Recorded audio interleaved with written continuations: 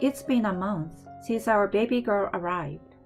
At a family gathering, out of the blue, my husband stood up and said something crazy. Hey everyone, I've got some news. Sadly, we are getting a divorce. Our parents and his sister were totally blindsided. And so was I. Hold on, what's this about? I burst out, clutching our baby, my voice shaking. He pointed right at me and said, She's the reason. She's been seeing someone else behind my back. This came out of nowhere. His folks shot me a look of disbelief. Jumping to my defense, I shot back, I've never cheated on you. With this smirky expression, my husband took out an envelope. I had my suspicions, so I got a DNA test for a baby. The results are right here. This baby isn't mine. She stepped out of our marriage, so we're done. The report he flashed read, Parent-child relationship, not confirmed. Every set of eyes turned to me. Their faces pale. I was at my wit's end. How could he do this to me in front of everyone? But I thought, I've got something for you. Just you wait. His big plan was about to blow up in his face. My name is Janet. I'm a 28-year-old working mom. After college, I got a job at my dream publishing house. They put me on their women's magazine team, and I gave it my all. Years went by, and it hit me. I hadn't dated anyone in over half a decade. Friends and colleagues nagged me to shake things up. So I tried out a speed dating event. That's where I met Simon, my future husband. Everyone wanted to talk with him that evening because he was tall and dressed sharp. But for some reason, after chatting with me, he liked me. We hit it off and exchanged numbers. Things took off from there, and after a year, he proposed to me. Janet, will you marry me? Let's make this last forever. Oh, Simon, this means everything. He was your typical office guy at a mid-sized company. Truth be told, my paycheck was bigger than his since I was with a big company. But hey, it didn't faze me. I felt we had the right stuff to make it work. Meeting my parents to talk marriage, they were all in. Over at Simon's place, his parents got all teary-eyed and gushed. Simon struck gold with you. We were totally on board with the wedding. Janet, look out for Simon, okay?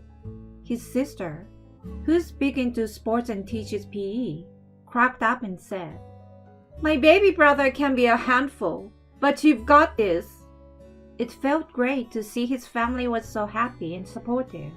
Fast forward, Simon and I got married, and our journey as a married couple began. Married life was pretty good. I was putting in some serious hours at work, but Simon was on top of things at home. On weekends, we either hit the town or made something in the kitchen, just enjoying each other. And as you'd guess with any new couple, things were sizzling in the romance department. A year of this, and something nice happened. I was expecting. Simon, I think we are pregnant. For real? That's amazing. Both our families were over the moon, and it was nothing but happiness all around. But then, morning sickness hit me like a freight train. It was like being stuck on a rocky boat all day long, with me getting sick even when there was nothing left. I couldn't go to work, so I filled in my boss and decided to stay home until I felt better. Good thing my boss, who'd been through the whole baby thing herself, totally got it. But with me around the house more, Simon started getting a bit weird. So, you're handling things at home now, right? I've always thought housework was such a drag. Well, I will do my best, but this morning sickness is no joke. I need your support like before. What? You're not working or handling chores? Isn't that a bit much? His words caught me off guard. Don't you see? I'm pregnant with our child. It's not like I want to feel like this. I just wish you'd get it. Okay. I hear you. But it feels like you're using the pregnancy as a free pass for everything. The way he brushed me off made me uneasy. From then on, while Simon did chores, if I nagged him, he didn't seem to care about how I was feeling and just kept on with his usual routine. In fact, he was even more vocal about his dislike for housework, and even with my relentless morning sickness, he still expected intimacy like nothing had changed. Hey Janet, how about tonight? I can't. The morning sickness is killing me. All right, got it. He turned away, clearly frustrated. I'd thought he'd be there for me during the pregnancy, but the reality was a real letdown. As days turned into weeks, and my morning sickness faded, Simon started coming home later and seemed more distant. He didn't check in on me much, and I felt more and more uneasy. But with everything I was going through, confronting him wasn't on my radar. Then, when I was nearly due, I saw something after a hospital visit that made my heart drop. Heading out to shop for baby stuff, I caught sight of Simon on a busy sidewalk. Right next to him was a young blonde woman, and they seemed close. Maybe it was a gut feeling. I couldn't shake the thought that they were more than friends. I lost them in the crowd, and my mood for shopping evaporated.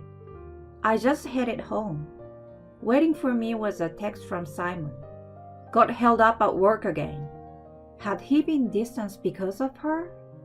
But the idea of him stepping out, especially with me being pregnant, seemed wild. Even though I was torn up inside, confronting him didn't feel right. Still, I couldn't ignore my doubts, so I dug into my pre-marriage savings and hired a private eye to tell my husband. With my due date only 2 weeks away, time was ticking. Then, 2 days out from the due date, I felt the first labor pains. I timed them, about 20 minutes apart.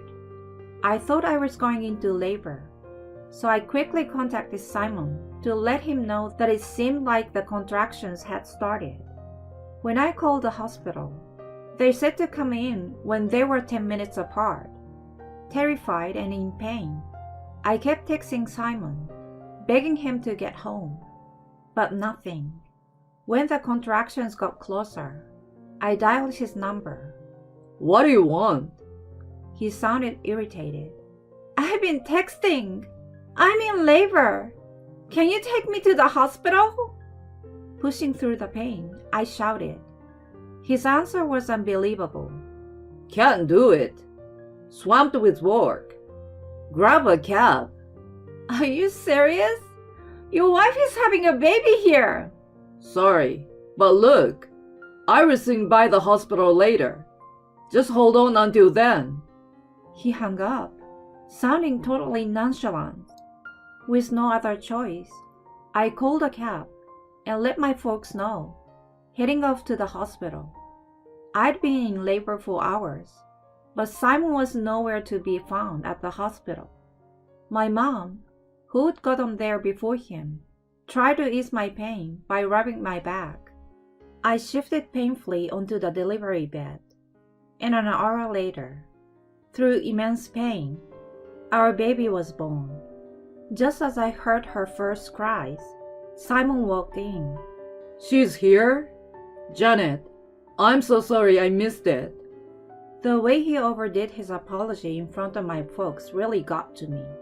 But right after delivering, I was too wiped out to give him a piece of my mind. I watched, still feeling weak, as he acted all fatherly, holding our little girl. A couple of days later, Simon's family dropped by. Janet, you did amazing. How are you holding up? His mom asked, showing genuine concern. while his sister gifted us something for the baby. His dad looked pretty proud, saying, "Whoa, doesn't she look like Simon as a baby?"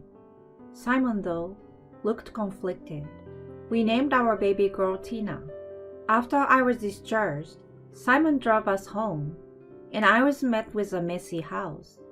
Dirty clothes everywhere, and a sink full of dishes. "Simon, why didn't you clean up?" I bursted out, but all he did was shrug. "Figured you'd handle it when you got back." "I just had a baby, and I'm still healing, and I have to take care of her." He just looked annoyed and said, "Whatever, I'm out of here." "On a Sunday? Where to?" "Work. I won't be back till late." He took off, leaving me stunned with Tina in my arms. His routine stayed the same. He would come home only to crash, never helping with Tina. I was on my own for everything: feeding, bathing, bedtime. A few days into this routine, I got a call from a detective with some info to share. Since I couldn't really get around, I asked her to come over. The evidence she showed me was shocking. How could he pull something like this during my pregnancy? That evening, I did something to the unsuspecting sleeping Simon. Luckily, he didn't notice a thing. A month after Tina's arrival, we threw a little get-together. We got food and spruced up the living room a bit. Both our parents came over, totally taken by Tina. As we took some photos, our folks showered her with affection. Simon's sister showed up a bit late. Just as we were about to eat, Simon stood up. "Hey everyone, I've got some news. Sadly, we're getting a divorce." Everyone, including his sister, was dumbfounded. So was I. "Hold on, what's this about?" I managed to ask, clutching Tina. Simon pointed right at me. "She's the reason. She has been seeing someone else behind my back." My parents shot me a shocked look as he said this. I shot back immediately. "I've never cheated on you." Grinning, he pulled out an envelope. "I had my doubts, so I got a DNA test. This kid? She's not mine. She cheated, so we are splitting up." The report he waved around read, "Parent-child relationship denied." Everyone's eyes were on me, disbelief all around. That was it. Enough was enough. He wanted to play this game in front of our families? Come on. "Janet, is Tina really not Simon's?" His dad asked, clearly upset. "Come on, Janet, be straight with us." My parents started, but I quickly pulled out a paper. "Please, everyone, look here. This is a real DNA result for Simon and Tina." And there it was in black and white, a 99.9999% parent-child match. Everyone in the room was stunned by what had just been revealed. Simon, clearly freaking out, exclaimed, "What the heck is that? I never provided any sample. It's gotta be fake." "I swabbed your mouse while you were sleeping. The result clearly matched you.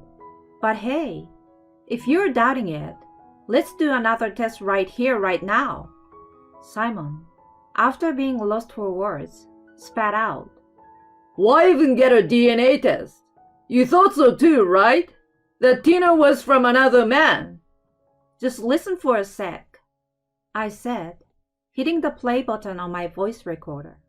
What played next was a conversation between Simon and some other woman. "Nellie, once the divorce is final, you and me, we're gonna be together." "Really, Simon? Even with your wife having a baby and all? Is that cool?" came her reply. "I've got a plan. I'm going to make it look like she's the one who cheated. I will pay some random guy for a DNA sample. Once I have the result, I will divorce her and get some cash." "Genius, Simon! We'll need that money to start fresh. The silence followed the playback. I can't even. His dad began, visibly shaken, while his mom looked when pale. I spread out some photos for everyone to see. Shot of Simon and Nellie going into a hotel. As you can see, he's been sneaking around with a coworker, even while I was pregnant. I had a PI collect all of this. I let out. You knew? Simon cried out. I fixed him with a glare. Of course I knew. The only cheater here is you, jerk. And just when he looked totally lost, my sister-in-law, the athletic type, jumped up and punched him in the face. Seriously, sis? Guess you forgot about my black belt, huh? What the heck were you thinking? Say you're sorry to Janet and to her mom and dad, right now. She punched him again, forcing him to apologize, while both our families looked on in shock. Out of breath, he stammered. Janet, I messed up, big time. But I swear I do love you. Please, give me another chance. Taking a moment, I said, who in their right mind would forgive a guy who cheats and then makes such a sick plan? We are done. Just pay up and get out of my life, loser. Please. His parents kept apologizing over and over to me and my folk. My sister-in-law yanked him out of the room, collar in hand. After that, our divorce went through, with Simon's bank account taking the biggest hit. We settled on a monthly child support deal. I made sure to send evidence of Simon's affair to his and Nellie's employers. Word got around their company fast, which led to her quitting, and Simon getting demoted. He became infamous as the guy who stepped out on his pregnant wife, but he was stuck working there to cover the child support. His family apologized non-stop and said they were cutting ties with him. With his family, his reputation, and his savings all gone, Simon is now slugging it out in his own personal nightmare. And honestly, I couldn't care less. He's getting what he deserves.